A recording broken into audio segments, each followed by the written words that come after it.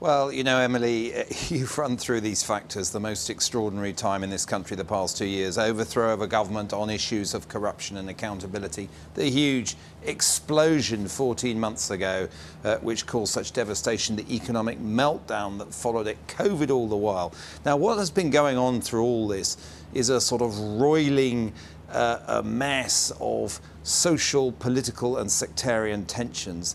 And the great danger about what happened on Thursday, and the thing that people fear, is that all of those could come together now in a perfect storm, that this could be the spark for a new wave of violence.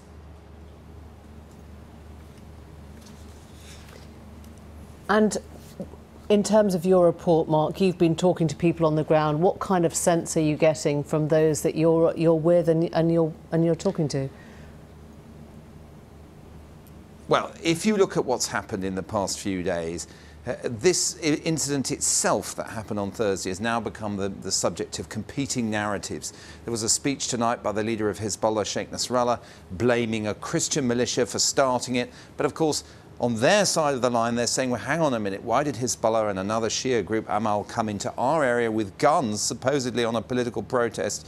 The recriminations are being traded fiercely, as indeed are the mutterings of revenge. It's a very combustible situation. We've been out talking to people, and our report begins in the neighbourhood of Chir. At the front of this Hezbollah martyrs' plot, among dozens of fighters lost in the Syrian civil war, lies a mother of 5. She went to the window to see what was going on during last week's clashes and paid with her life.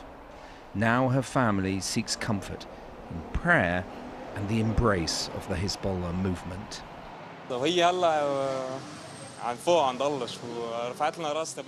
Now she is in heaven with God, and she has raised our heads with pride. I had 2 brothers and 2 sisters. Now I have 1,000,000 sisters and 1,000 brothers and 1,000 fathers and mothers in place of one. What happened here last week startled many Lebanese, an outbreak of violence that led some to think back to the civil war. Yesterday, we found Christians in the community of Tayune flocking to Mass. Mrs. Farhat was one of their neighbours, but here they believe the sin lies with the gunmen from her community, Shiites, for marching into the neighbourhood to escalate a political dispute.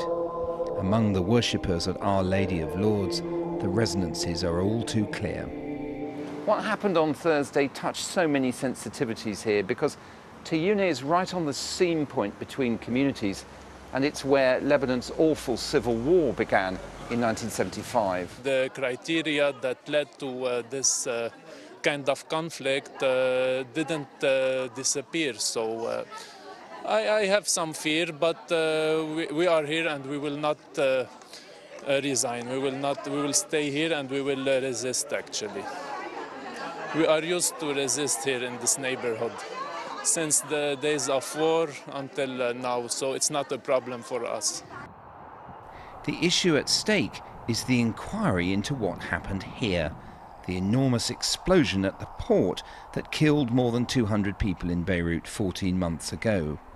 Many promised at the time that there'd be accountability, but now that a judge-led inquiry wants to cross-examine some politicians, Lebanon has sailed into a major political crisis. The lesson that I believe people are taking from this is that the years of compromise in favor of stability at the expense of justice and accountability have delivered neither stability nor justice. So today, what I'm hearing is that not only the families of those who were killed or injured in the Beirut port blast, but also many others across the country realize that this compromise no longer delivers anything. A desire for accountability certainly appeals to many here and triggered a kind of revolution 2 years ago. They've been gathering to commemorate that anniversary, with some arguing that the current row over the explosion investigation has been caused by resistance to change and sectarianism, for which they blame Iran. The purpose of my presence here is to say no to the Iranian occupation. We had enough from the Hezbollah's arms. On Thursday, it was obvious in Ain Rameni, they put in danger the safety and the security of the Lebanese people. We cannot take it anymore. We joined groups of marchers converging on the centre of Beirut yesterday. It was a broad coalition of interests, but hardly a grand turnout.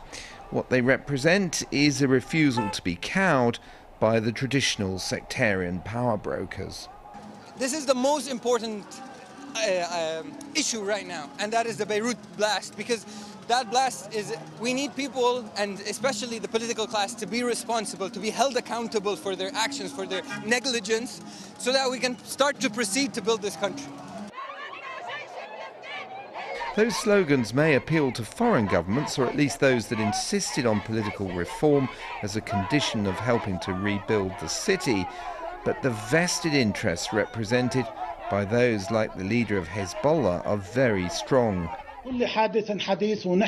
Tonight he gave a public address blaming a Christian party for trying to turn that sect against Hezbollah and provoke a civil war.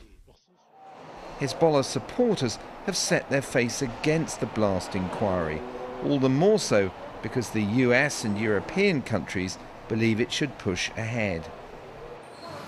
As to what happens next, well, clearly there's a danger that revenge assumes a cyclical pattern. And talking to people on both sides here, one doesn't detect too much optimism. I asked the late Mariam Farhat's son whether he expected further protests to be peaceful. I don't think so. I don't think it's going to be resolved. There are too many sides interfering, too many countries getting involved. There are lots and lots of nations interfering. There are those who want one thing and those who want another. No, I don't think it's going to be resolved. Yesterday's march culminated in a moment of remembrance down by the port. In this place, battle lines are being drawn between reform, accountability and Western help on one hand, and the traditional way of doing things backed by Middle Eastern countries on the other. It is imperative that the international community speak out in support of the pursuit of justice and accountability. I don't know how things will unfold over the next few days, because those who've been threatened with the law and accountability before have often resorted to violence to silence those calls. And I expect that, unfortunately, there probably will be more assassinations and more violence. Those who commemorated the 2-year-old struggle for reform lit torches of remembrance for the dead of 2020's blast. But remaining true to that quest for accountability now requires them to risk a wider national and regional conflagration.